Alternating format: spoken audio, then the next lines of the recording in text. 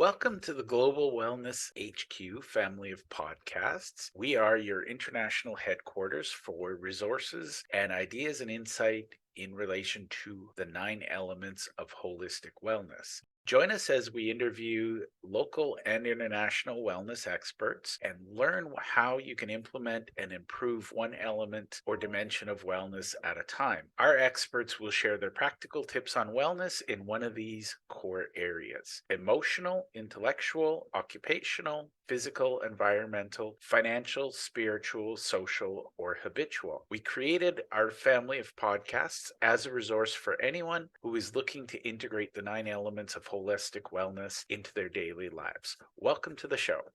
The Global Wellness HQ family of podcasts is proudly sponsored by the Global Wellness HQ community. It's an online membership group where we meet, we share ideas, we share insights, and we all work together and help one another discover our own personal wellness journeys. If you'd like to join us, you can easily click the link below or scan the QR code, and we love hearing your stories. So we hope to see you in the community.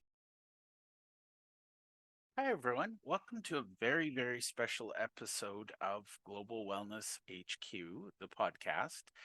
And I'm excited to share that this is episode number 50.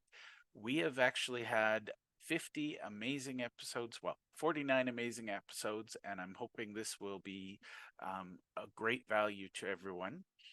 And I chose to share my thoughts on a book called Strategy of the Dolphin. And going forward, I'm going to share some other favorite books and my thoughts on those favorite books. The Strategy of the Dolphin has been probably one of my favorite conversations because, first and foremost, it helps me decide who I work with. And second of all, it helps me decide how I want to show up.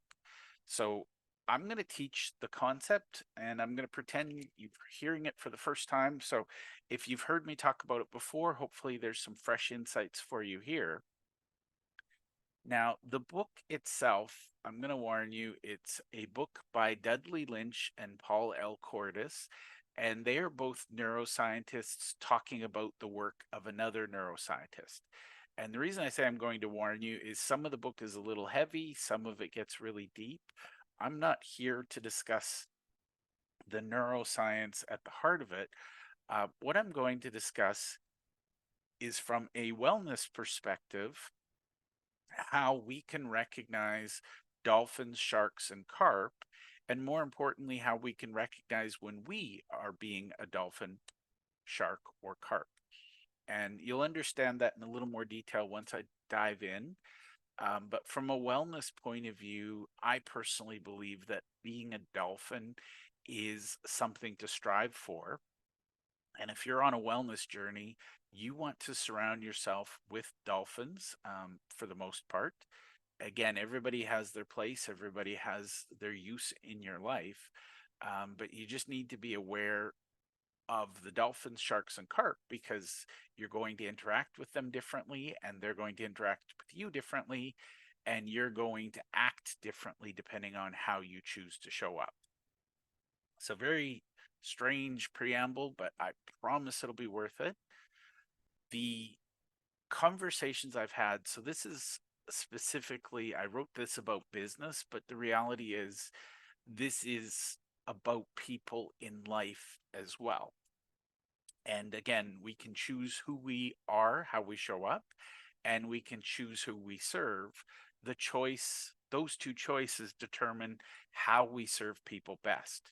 So I'm going to get real clear on dolphins, sharks, and carp. So stay tuned.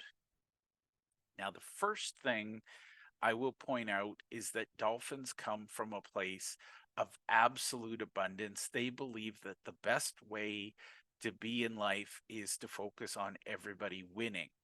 So it's not about fighting over scarce resources. It's all about how do we create abundance. And just for the record, if you are a dolphin, your view of abundance makes you a target for sharks and it annoys carp. So the view of abundance, it's about all of us winning. Now, what I love about dolphins is no matter what environment you put them in, no matter how tough it is, they're going to thrive and they're ever vigilant looking for threats. Their passion is about finding eloquent, sorry, their passion is about finding elegant outcomes that are precise, clean, and simple. So dolphins love to take the complex, turn it into something simple. They're all about sustainability and they're very comprehensive. They want to include as many people as possible. I love this quote from the book. They play finite games from an infinite perspective. So they're always looking at different ways to play games. And dolphins, by the way, are playful. So everything to them is play. And they focus on both coping and choice making. And one of the things I love about a dolphin in particular is they tend to think about how they think. So they're very much about self awareness, they're very much introspective, but they're also about greater impact. Now, the main strategies of dolphins, if something's not important to them, they'll stay out. They're not going to play a game that doesn't matter unless they absolutely have to. And if they do play a game, they're looking for a breakthrough solution. So they want to make their world a better place by having been there. And again, dolphins use words like play a lot. I'm going to show you the examples. I'm going to walk through each of these, and then I'm going to give you a couple of questions so you can think about who you're working with and how you're working with them. Now, sharks believe in scarcity, and their mantra might as well be, I have to get as much as I can. Now, their view of scarcity is there's enough. I just need to take as much as I want. So it's all about I win, you lose, and they're looking for a personal win, whatever the cost. If you've ever done business with a shark, or if you've been in a relationship with a shark, you know because it ends very brutally, very badly, and very suddenly. Usually, with you missing a limb, figuratively, they'll take their pound of flesh from you as they leave. A funny thing about dolphins is they assume Sorry, a funny thing about sharks is they assume that dolphins are carp. And what that means is every now and then they'll take a nip out of a dolphin only to have the dolphin turn on them and educate them and show them that no, I'm not a carp. Um, if they run out of victims and they play the victim game as the predator, so there's always the shark is the either the attacker, um, but usually they are the attacker. Like I said, sometimes they can be the victim to larger sharks. If they don't find enough carp, they'll just cannibalize their own ranks and they'll turn on one another. So in a scenario with a shark, there is always a loser. And like I said, it's violent, it's brutal. The loser knows they've lost. And sharks play either their version is take over or trade off. So they'll always start with take over and they'll try to change the game. They'll try to win, try to take things. Only if they can't win outright will they negotiate, and they kind of play a lose-lose scenario where we'll negotiate a terrible solution, but we both lose, so we're all unhappy. And with sharks, this is their redeeming feature. Once they learn they can't beat someone, they'll join them. So if they encounter dolphins, they'll attempt to attack them, they'll attempt to win. And once they realize that the only way to win is to play nice with the dolphins, they will get on board. But I will warn you that sharks are created by childhood trauma. And in my experience, usually sharks were bullied as children, and when they grow up, their view of being bullied is never again. Therefore, I'm going to become the bully. And the thing about sharks, I want you to understand this, their behavior patterns repeat. If they were a shark yesterday, they'll be a shark tomorrow, they'll be a shark the day after. Unless they develop a strong desire to change, it is really hard to change a shark's scarcity mindset. Now, this might surprise you, but in my humble opinion, carp are the most dangerous um, community to be part of. They're the most dangerous to have as a following, as clients, and we'll talk about that. The thing about having relationships with carp, I mentioned relationships with sharks end very violently and abruptly. relationships with dolphins tend to be ongoing and mutually beneficial, relationships with carp slowly suffocate to death. And the reason is the carp have this absolute scarcity mindset. No matter what goes on in their world, they don't expect they'll ever have enough. And truly, they believe they can't win. So they're going to spend as much time as they can focusing on not losing. So they have lofty goals of, trying not to lose. They never play to win, they just play defense all the time. Now, their default mindset is flight or freeze. If they can't run away, they're going to freeze, and they just hope that the attack on them gets over sooner rather than later. They tend to go along with whatever's going on, so they don't have personal accountability. They don't have choice, and their key behavior patterns are they'll either give in, so they're the kid on the playground that gets bullied and gives out over their lunch money, or they'll get out, they'll just run away. And like the sharks, the behavior patterns of the carp will repeat. And unfortunately, they play the victim. And like I said, I think carp are the most dangerous because they'll tell you you're amazing. They'll tell you how much they love you. They'll tell you they want to work with you. But they never quite get to the point where they pull out their wallet and they pay you. So they're always blaming someone else, and their life is pretty desperate because they have low goals, low expectations. Now, we talked a little bit about how we play, and again, dolphins tend to play, sharks and carp work. So for the dolphin, it's all about positive sum games. We're always trying to make the world a better place. We're always looking for the next breakthrough. And again, if dolphins don't see the point, or if they don't see that the game is exciting enough, they will just stay out. If they do decide to play, they play full on, and they're looking to make the world a better place. Now, sharks live in a world of zero sum games. That means I win, you lose. My win is equal to your loss. So sharks will try to take over. They want what you have, or they'll trade off, they'll negotiate so that everybody has an unhappy experience, but nobody loses everything, everybody loses something. Now, carp are interesting because they'll play the zero sum game. They're usually the one losing, so they give in, but they'll also play negative sum games. They'll take their toys, they'll take their business, they'll run away. And so nobody actually benefits from being part of the conversation. Now, the last thing I want to share, I'm going to get into some examples, but first and foremost, I want to point out that this is a choice. If you are a shark, you can choose to learn how to become more dolphin like. If you are a carp, you can learn how to become more dolphin like. You will not do that without self awareness. So, that's one of my personal wellness journey missions, is to help people understand when they're being carp, when they're being sharks, and how they can be dolphins. So I'm going to give you a couple of thoughts, and then I'm going to wrap up this special 50th edition. The biggest thing is about how we identify who we are and how we're showing up, and how we identify who we're working with and how they show up.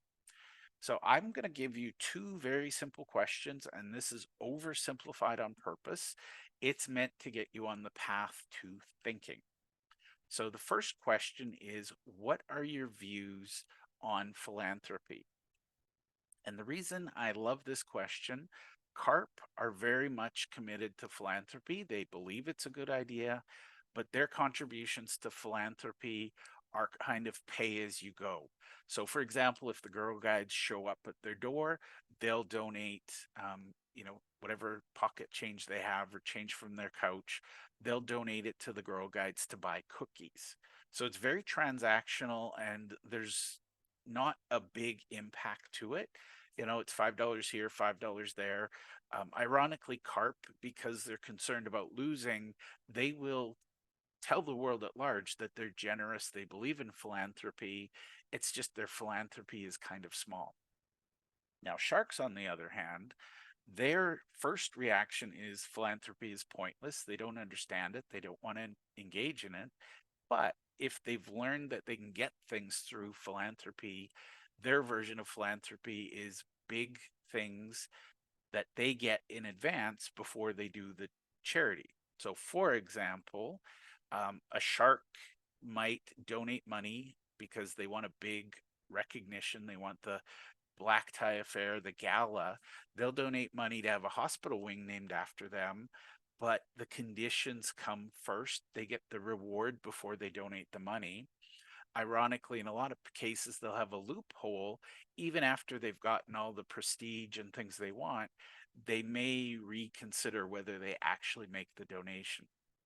So, believe it or not, when sharks make charitable donations, they usually have their legal team involved.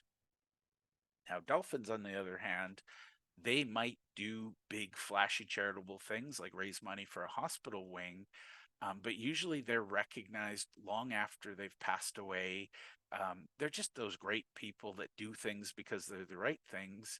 And if you happen to name a hospital wing after them, great, but it's not a prerequisite. The second thing I ask about goals, and it's fascinating because carp tend to have very small, unambitious goals. Like, I don't want to lose, if they're investing in something, their goal is to at least break even. They don't want to lose to inflation.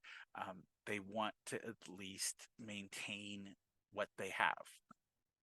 Sharks have massively big, lofty goals. Their goals are usually violent in nature because a shark is about I win, you lose. When a shark has a big, lofty goal, it's always at someone else's expense. So a shark might say, I want to be the number one restaurant in town by crushing number two restaurant.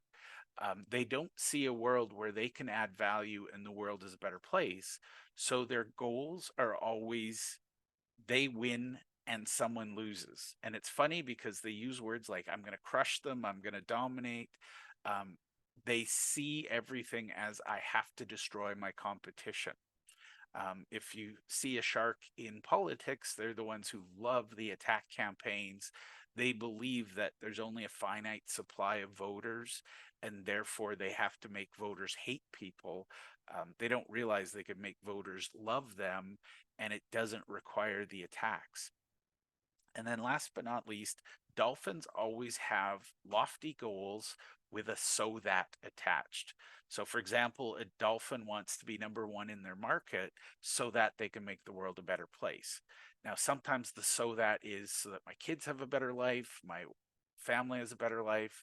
It can be sort of a small circle, but everything they do, it's about we all win together. So, those are my thoughts on the strategy of the dolphin. I will be doing more videos, more training on this because I really believe it's important. Now, when you deal with dolphins, you want to work with them in pretty much any setting, but brainstorming, masterminding is an amazing place for dolphins. When you deal with sharks, you need to have contracts, written things, project management, written deliverables. You need to track everything. And with carp, one of the best ways you can serve them is you can provide them with information. So workshops, books, things like that, but small bite-sized chunks. And the last thing I'm going to say on this, and it's really cool, when you do your marketing, when you do your outreach, you can actually communicate in such a way that you will either attract or repel dolphins, sharks, and carp. So deciding who you want to work with is a massively important conversation. Deciding how you want to show up, also massively important. I personally love to work with dolphins. So everything I do is about abundance and it's about helping dolphins have that impact on the world that they want. I'm not a big fan of working with sharks. It's bloody no matter what I do, so I try to avoid them. And carp, love them dearly. They're amazing people. I write books for them. I don't bring them into my masterminds because they're not in a place where they're ready to grow. So those are my thoughts on the strategy of the dolphin.